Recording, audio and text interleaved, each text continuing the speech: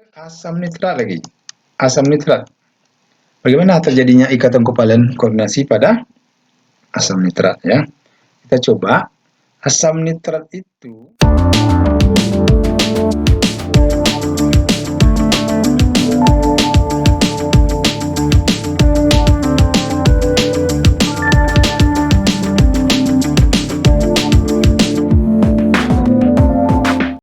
Assalamualaikum warahmatullahi wabarakatuh. Para sahabat Diwa channel di mana saja berada, kita berjumpa kembali dalam topik pelajaran ikatan kovalen koordinasi. Topik ini merupakan bagian dari ikatan kimia bagian keempat. Baik, kita lanjutkan ke slide berikutnya. Para siswa sekalian, indikator yang akan kita pelajari pada pelajaran kita hari ini adalah yaitu yang pertama ini menjelaskan pengertian ikatan kovalen. Jadi pertama pengertiannya dulu, pengertiannya. Yang kedua syarat terjadinya ikatan kovalen koordinasi. Yang ketiga menganalisis pembentukan ikatan kovalen. Nah, satu-satu kita coba nanti ya. Kita lihat nanti mana elektronnya yang. Kemudian menuliskan beberapa contoh saja. Jadi 1, 2, 3, 4. 4 indikator saja yang akan kita kuasai ya. Baik para siswa, mudah-mudahan dengan adanya indikator ini kita akan lebih terarah belajarnya ya. Kita lanjut ke TKP berikutnya. Ya. Baik para siswa sekalian, kita lihat dulu apa pengertian dari ikatan kovalen koordinasi itu. Adalah ya, ikatan kovalen di mana pasang elektron yang digunakan bersama itu berasal dari salah satu atom yang berikatan. Ini kata kunci ini. Berasal dari salah satu atom, nanti dipakai secara bersama-sama. Itulah syarat terjadinya nanti pengertian ikatan kovalen koordinasi. Sedang syaratnya ada dua. Harus ada salah satu atom itu punya elektron bebas. Harus ada punya pasangan elektron bebas. Yang kedua, dia harus memenuhi aturan oktet dan duplet. Saja. Kita langsung coba ke senyawa-senyawanya, kita analisis satu persatu. Baik, para siswa sekalian, kita coba menganalisis beberapa senyawa tentang ikatan kovalen yang terjadi di dalamnya. Kita mulai dari NH4Cl. Ya. Bagaimana terjadinya ikatan kovalen koordinasi di sini? Kita lihat ya. N itu golong 5A ya, berarti dia punya 5 elektron. Ya. 3, 4, 5. Dah, 5 ya. Punya 5 elektron ya. Yang 3 ini belum berpasangan, maka dia akan cenderung memenuhi dupletnya mengikat H ya. Nah, sekarang kita coba menggambarkannya dengan warna ini. Nah, dia mengikat H ya. Di sini dia mengikat H, yang ini juga mengikat H, yang ini juga mengikat H. Yang sepasang ini belum ada. Nah, jika kita tambah dengan larutan asam klorida ya. Asam klorida itu elektronnya ya. Kalau H1 ya. Kalau Cl2 elektron terluarnya 7 ya. 7. Jadi juga pasangan elektron di sini ya. Nah, ketika di dalam larutan yang H itu terpisah, dia membentuk H+.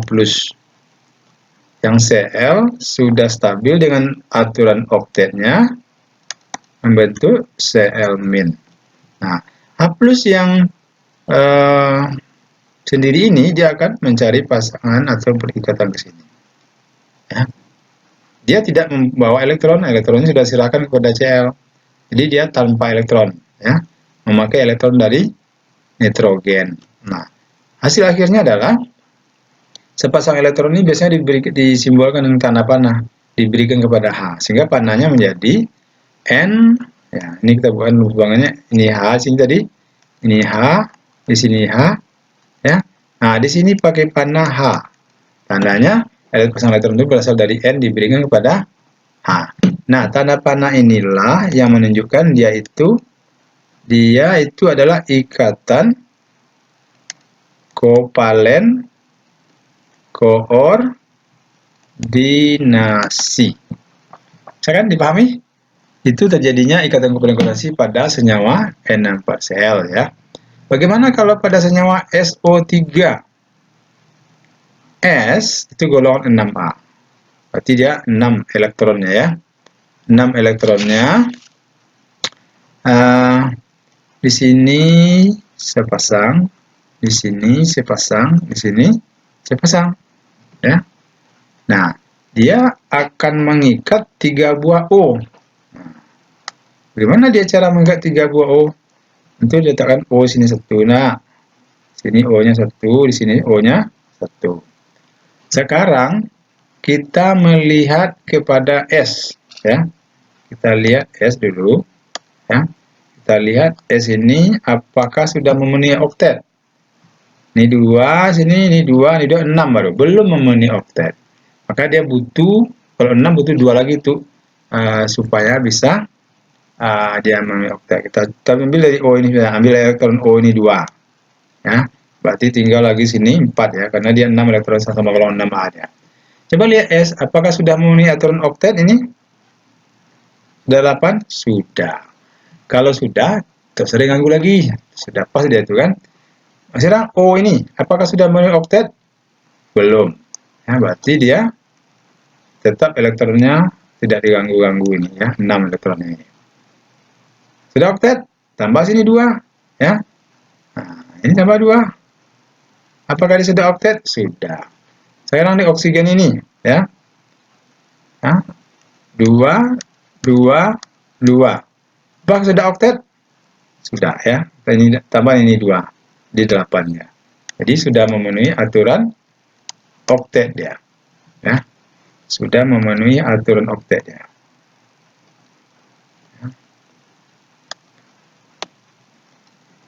Nah, sekarang kita lihat ya. Sekarang kita lihat yang mana yang terjadi ikatan kovalen koordinasi. Coba perhatikan. Yang ini sepasang ya, sepasang ini ya. Kita buat di sini bawah ini ya. Sepasang berarti sini S, di sini sepasang atau 2 pasang ya dengan oksigen. Yang ke atas ini elektron yang hitam 2 ini itu berasal dari S. Berarti ada panah sini nih, elektron ikatan kovalen koordinasi dia tuh ada panah ke O dia. Ke kiri yang sepasang hitam ini itu elektron dari S, dia diberikan ke O. Supaya O stabil juga dia diberikan ke O. Seperti gini dia. Jadi ada 2 ikatan kovalen koordinasinya di sini ya. Yang pakai tanda panah ini adalah ikatan kovalen koordinasi ya. Ikatan kovalen koordinasi. Demikian para siswa sekalian, pembentukan ikatan kovalen koordinasi pada senyawa NH4Cl, NH4Cl dan SO3. Mudah-mudahan bisa dipahami ya. Kalau belum paham, silakan tulis pertanyaan Ananda di kolom komentar YouTube ini ya. Baik, terima kasih. Kita lanjut ke contoh senyawa koordinasi berikutnya. Baik, para siswa, kita coba menganalisis ikatan kovalen koordinasi pada senyawa H2SO4 ya, H2SO4, asam sulfat ya. Atom berpusatnya adalah S ya, S itu elektron potensi dia golongan 6A, berarti elektron potensi ada 6 ya. Misalnya di sini ada 2, di sini ada 1, ada 1, ada 1, ada 6 ya. Sudah 6 ya. 6 belum stabil dia. Ya, maka dia harus mengikat O4 buah ya. Dia harus mengikat O4 buah. Ya. Gimana caranya? Dia mengikat O4 buah. Mungkin ke sini 1 ya. Ke kiri 1. Ya. Itu ada bawa elektron di sini dia ya. Tinggal lagi sini 2, sini 2. Ya, O itu golongan 6A ya, 6 juga elektron, berarti ada 1 lagi di sini.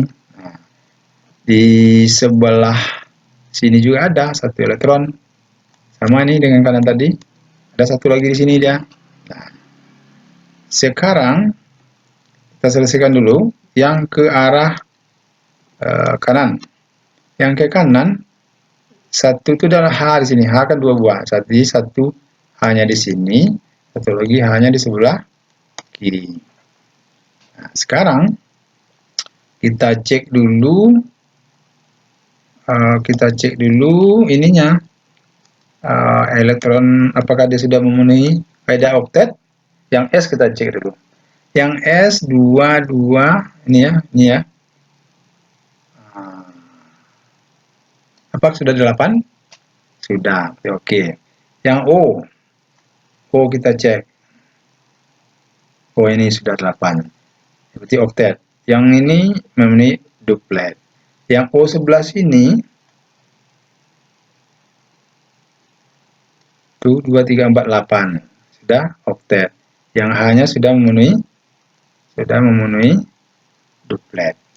Tapi O-nya baru 2. Sekarang O-nya harus tambah satu lagi, 2 lagi.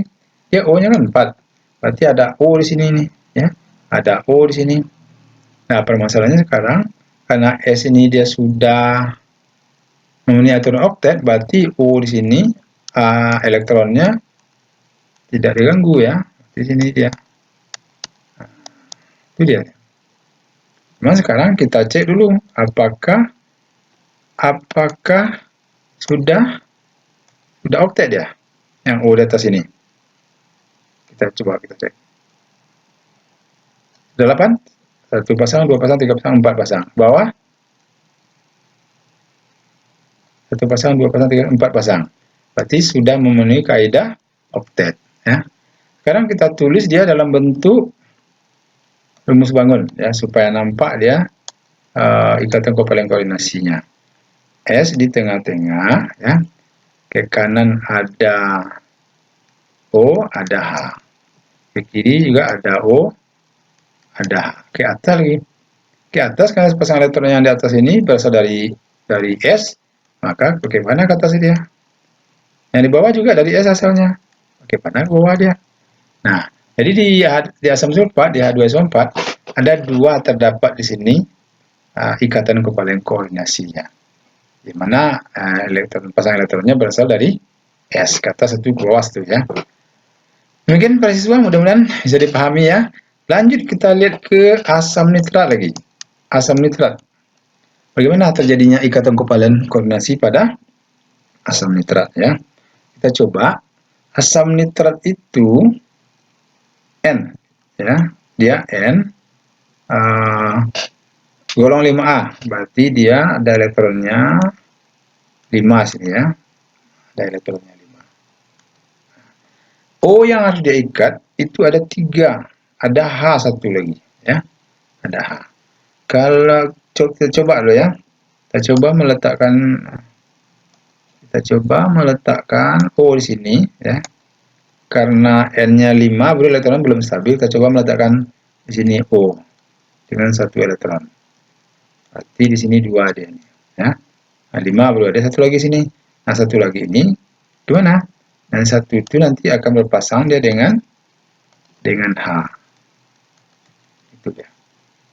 Dan ada H1 di sini nih. HNO3 kan. Nah, N belum juga, masih 6 loh, belum oktet lagi dia ya.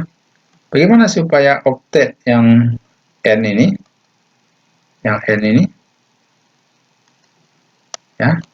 Maka O harus kita letakkan di sini. Nah, ini kan baru 6, berarti harus tambah sini dia O-nya, sorry ya, harus merah tadi. Ini merah ya. O ini merah, tambah sini pasangannya. Nah, baru N-nya di 8 ya. Kalau enggak mau 8 ya kan? Ini 2, ini 2, ini 4, 8 ya.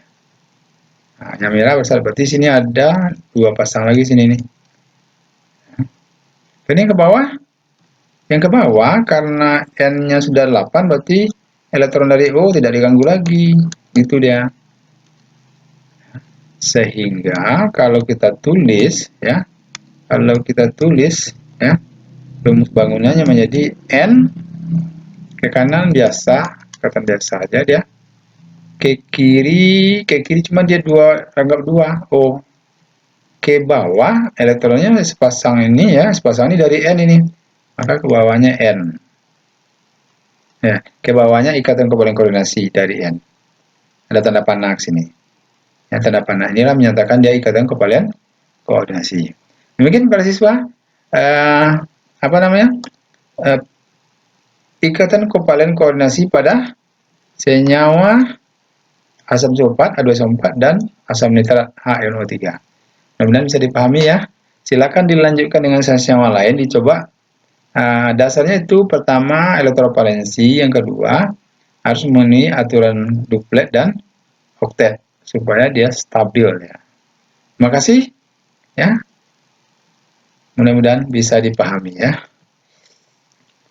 Baik, siswa sekalian, kita sampai kepada kesimpulan ya. Kesimpulan dari pelajaran kita hari ini yaitu yang pertama, ikatan kovalen koordinasi adalah ikatan kovalen yang memakai sepasang elektron bersama, tetapi pasangan itu berasal dari salah satu atom yang berikatan ya. Jadi berasal dari salah satu atom yang berikatan. Ini kesimpulan yang pertama ya.